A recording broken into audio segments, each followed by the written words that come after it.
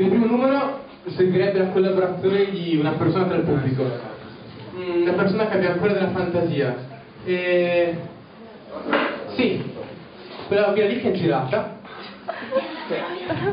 Come ti chiami? Io? Sì. Sei simpatico, Sara? Sei simpatico? Un bel applauso.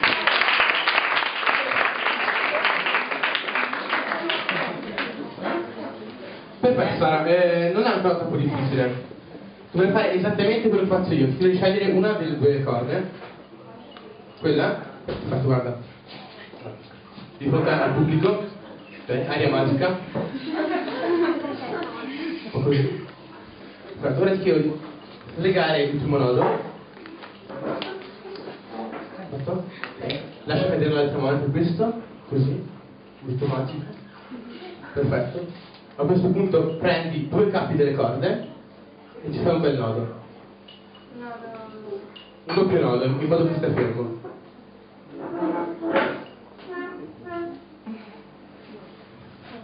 E questo la gente fa wow! Perfetto, ora prendi anche l'altro nodo, ok? Lo sleghi come prima.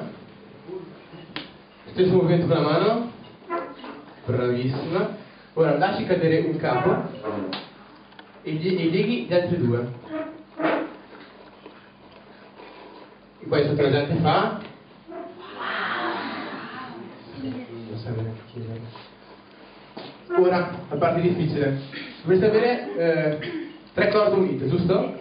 Perfetto. Ora prendi la corda e arrotolala intorno alla mano, come faccio io.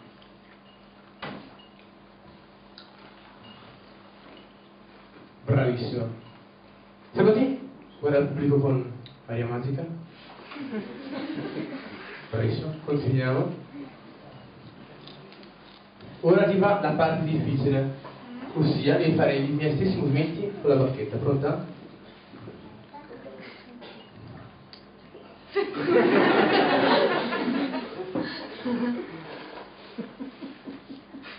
O puoi dire anche abracadabra volendo. Ha un metodo, un approccio più tradizionale, ma va bene. Perfetto, si è fatto i giusti movimenti adesso, dammi pure la bacchetta. Ok, ti estrai il gomitolo di corde. Bravissimo. Prendi i due capi, se li trovi.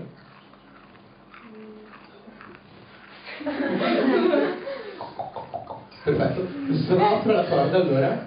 Bravissimo. 1, 2, 3. Devi fare il movimento con la bacchetta.